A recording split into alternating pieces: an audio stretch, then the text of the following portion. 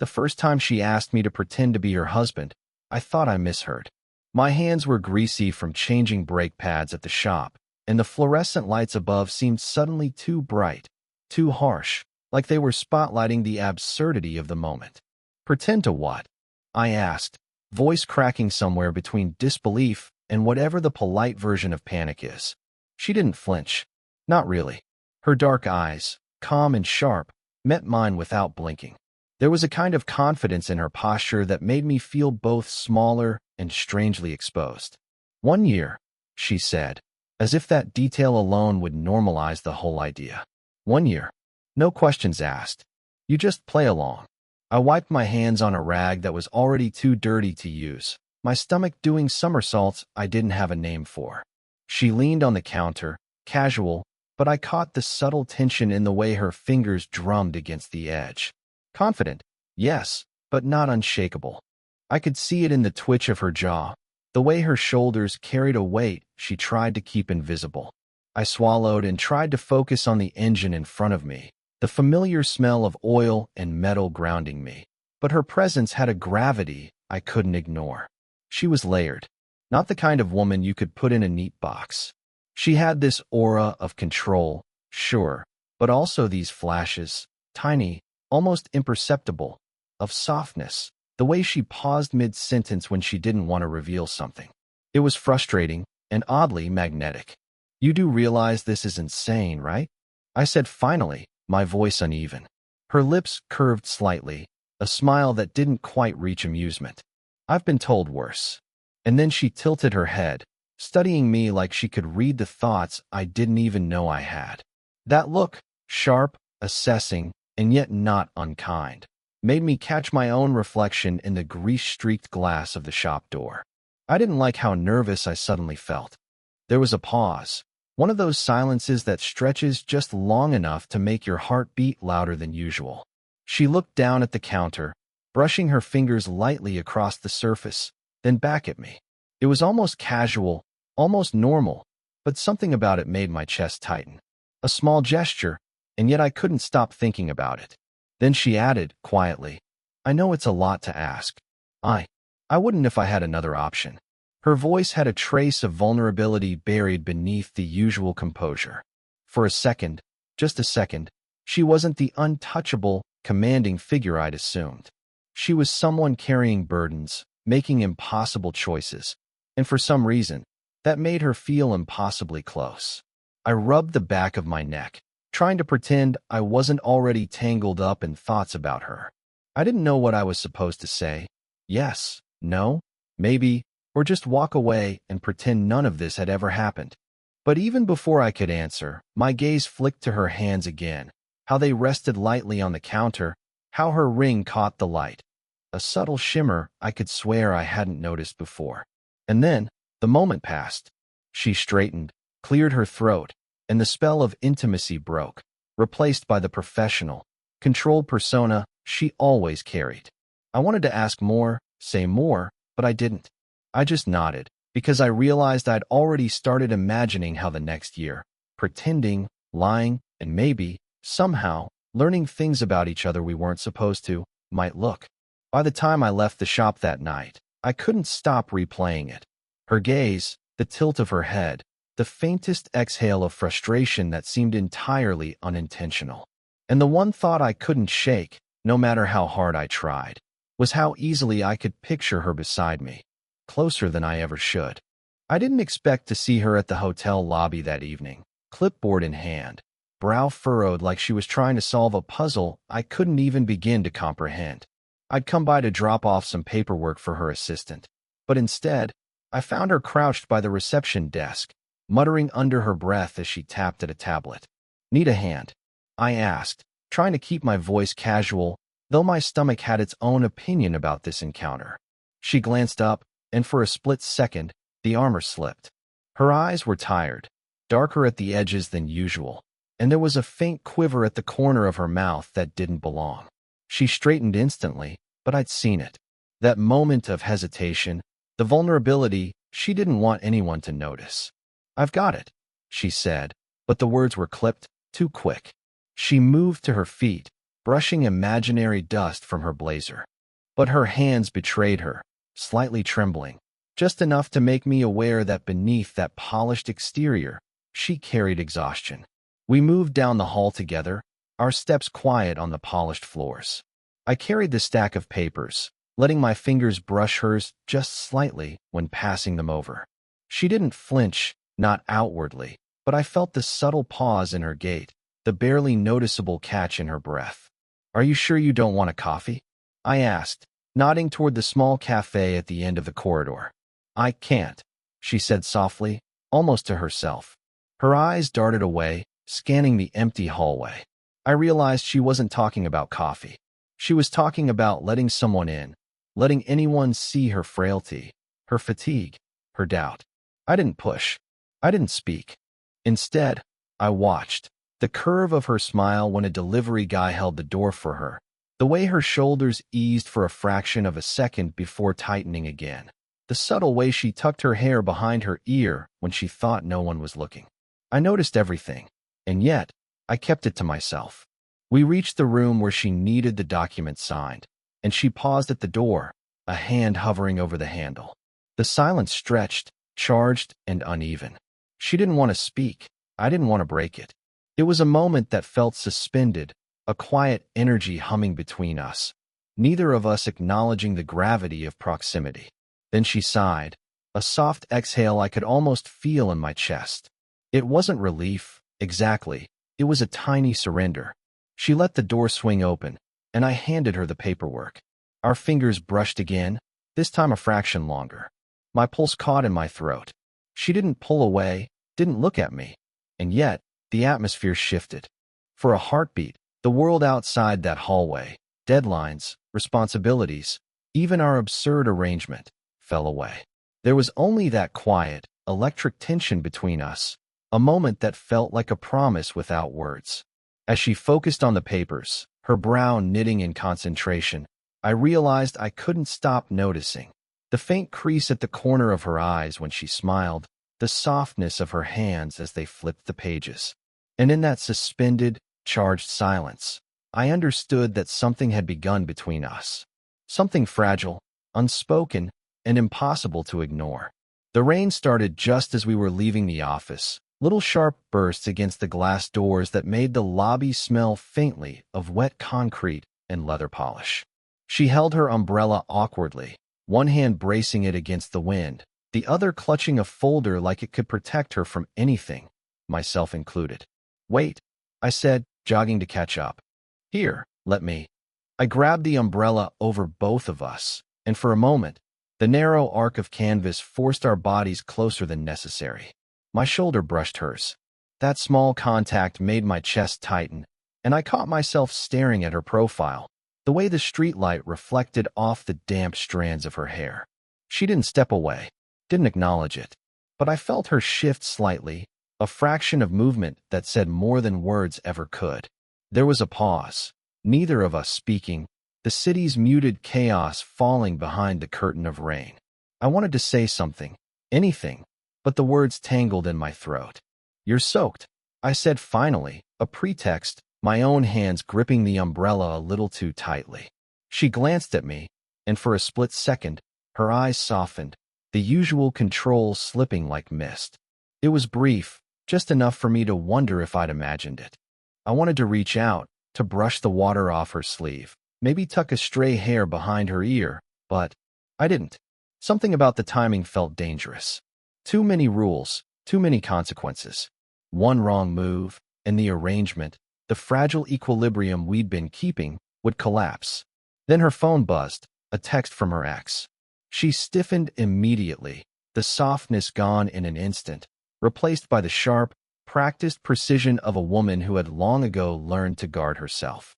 I wanted to ask, to say it's fine, but I didn't. I respected that line she'd drawn, even as it made my heart ache. We walked together under that single umbrella, silent except for the occasional scuff of shoes on wet pavement. I noticed everything. The way her fingers curled around the folder, the faint crease between her eyebrows, the soft sigh she let out when a gust nearly knocked the umbrella sideways. Every detail hammered the reminder that I was dangerously aware of her, in ways I shouldn't be. At the corner, we stopped. Traffic roared past, headlights throwing stripes of light across her face. The umbrella tilted slightly, shielding us both, and suddenly the world felt impossibly small. My hand twitched, a whisper of motion toward hers, but I caught myself. The closeness lingered, electric, and I could feel her breath against my cheek. "Here," she said softly, her words almost lost to the storm. She tilted the folder toward me, signaling the end of the proximity, the return to distance, but it felt deliberate, a gentle boundary I wasn't ready to respect. I nodded, swallowing the surge of something I couldn't name. My fingers lingered near hers just a heartbeat longer than necessary. Then we stepped apart. She moved toward her car, precise and controlled again, and I stayed under the umbrella for a moment longer, heart hammering, feeling the weight of what almost happened, and knowing it could have been everything, or nothing, depending on the next misstep. That night, the rain didn't just fall outside. I could feel it inside me too, drumming against the fragile walls I'd built, leaving me wondering how much longer I could resist reaching for her.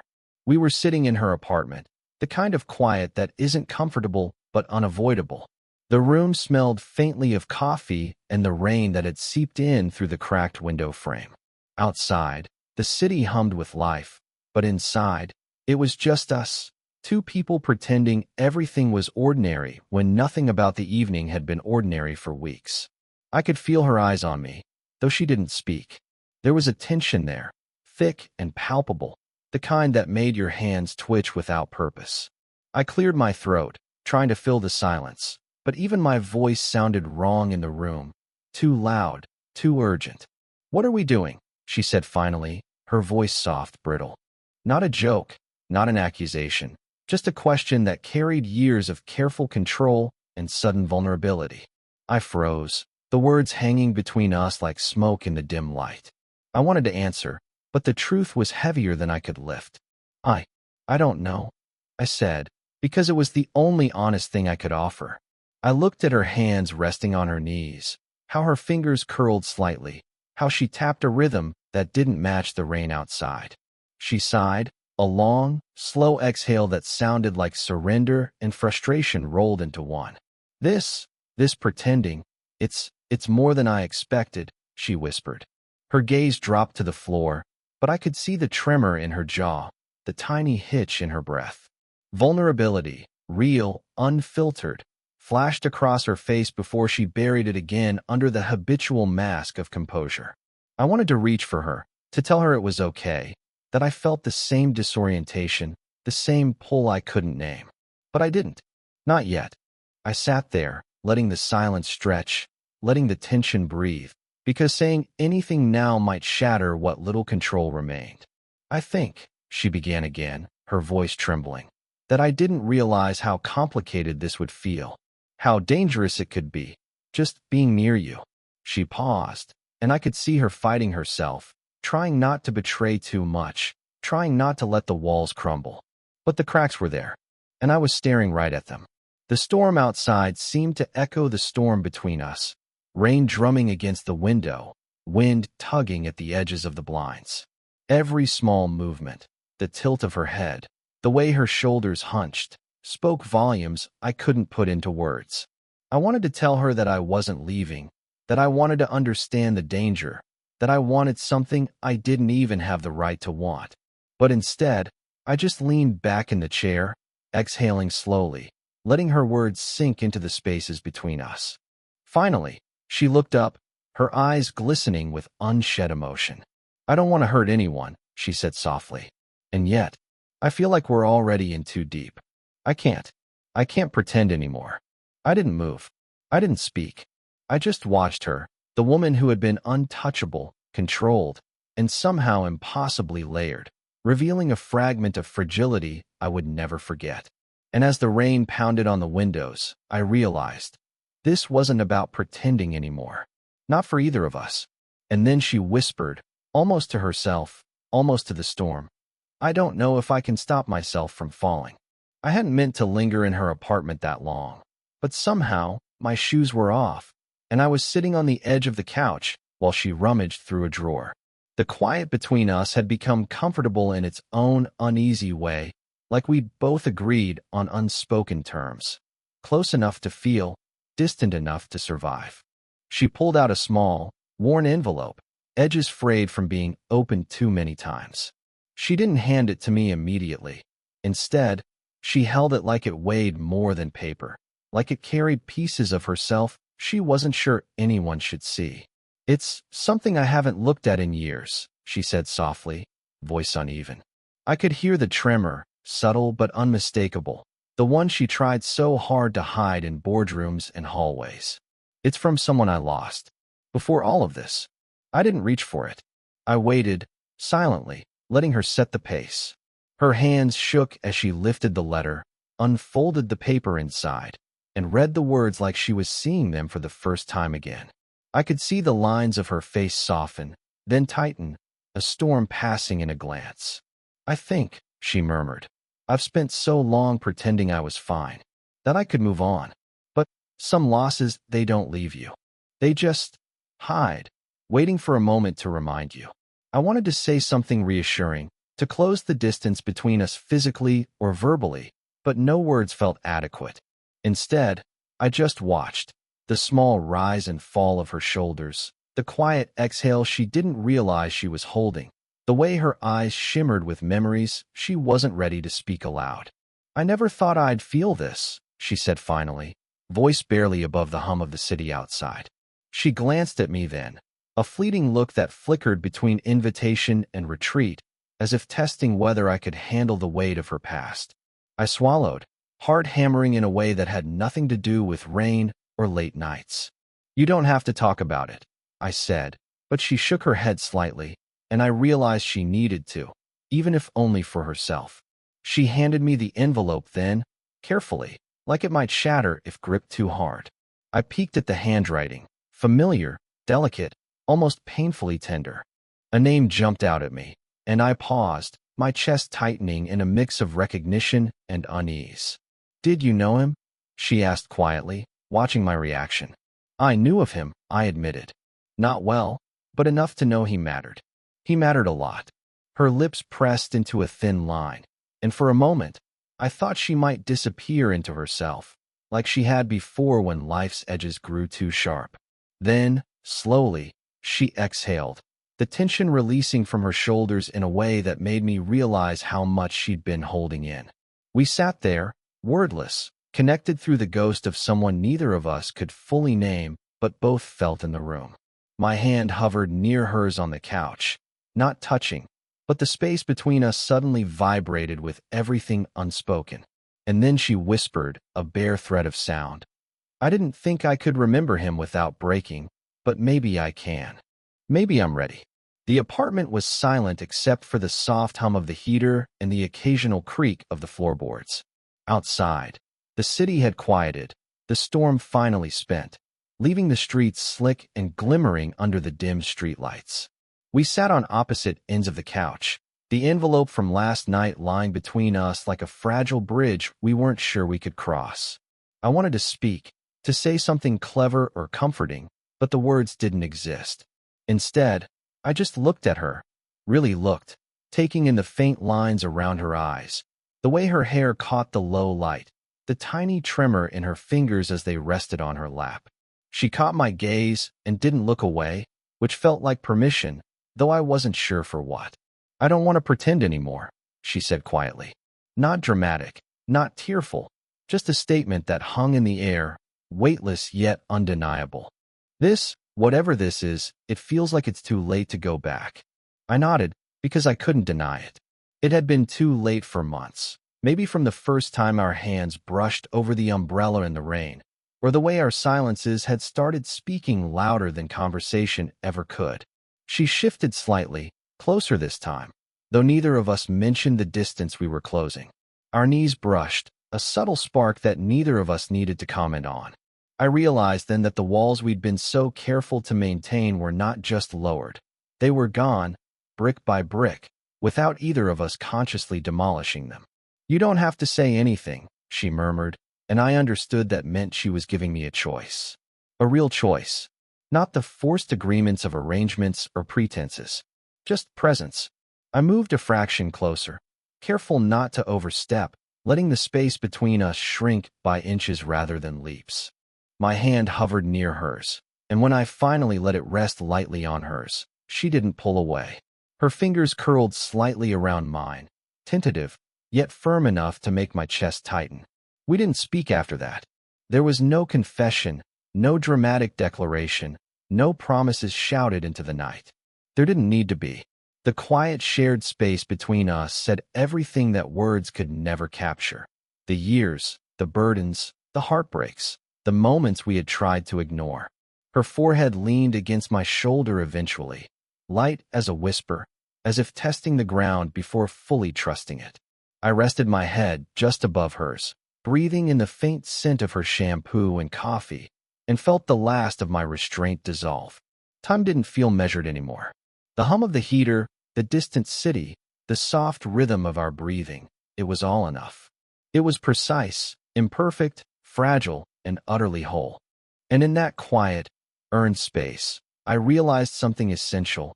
We didn't need words to define this. We didn't need the world to approve, the past to vanish, or a perfect story. All that mattered was this. Here, together, unspoken but inevitable. Her hand tightened ever so slightly around mine, and I knew we had crossed the invisible line that had kept us separate for months. The collapse hadn't been sudden or theatrical. It had been quiet, patient, and irrevocable. I exhaled softly, finally allowing myself to rest. We stayed like that, in silence, as the city breathed around us, and it felt like home. I still think about that year sometimes, though now it feels less like a memory and more like a quiet pulse underneath everything else in my life. Sitting in my apartment, the hum of the city outside like a soft reminder that time moves even when you don't, I realize how much changed, how much we changed.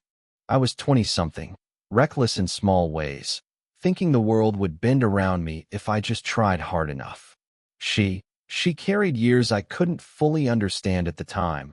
Grief and resilience folded into the way she smiled, the way she moved, the way she held herself even when the room threatened to crumble around her. Pretending to be her husband wasn't just a contract, it was a doorway, and neither of us knew what we were walking into. There were moments I'll never forget, the silences that said more than any confession, the rain-soaked walks where proximity became unbearable, the shared spaces that blurred the line between arrangement and something impossibly human. I learned to see her, really see her, beyond the veneer of control, beyond the perfection she demanded of herself. And she learned to let someone in, cautiously, piece by piece, even when the world told her she shouldn't. We weren't perfect. We argued, stumbled, avoided the weight of unspoken truths at times. But we survived those missteps because we noticed each other, because we allowed the small things, the brush of a hand, a shared laugh, a glance that lingered too long, to speak volumes that words never could. That year changed the way I understood love. Not the cinematic, dramatic kind, but the subtle, earned kind that grows in quiet rooms, in stolen moments, in the patience to watch someone rebuild and choose you again, silently, every single day. She showed me that love isn't always fireworks or declarations. Sometimes it's staying, listening, being there for someone when the world feels impossibly heavy. And I think she realized she could trust again, even with scars she thought would never fade. She could lean, just a little, and let the weight of the past rest somewhere safe. She could be seen fully and still be whole. We didn't need a grand finale, a dramatic reveal, or a perfect resolution. The story lived in the quiet aftermath, in the moments that followed the storm, in the gentle understanding that we had both chosen each other without saying it aloud. Sometimes I catch myself smiling at nothing, thinking of the way her hand fit mine like it had always been meant to, or the faint trace of her perfume that lingers long after she's gone. And I realize that love isn't about chasing or capturing. It's about noticing and being noticed in ways that are subtle but transformative. If this story made you feel something, let me know in the comments. Would you want more stories like this?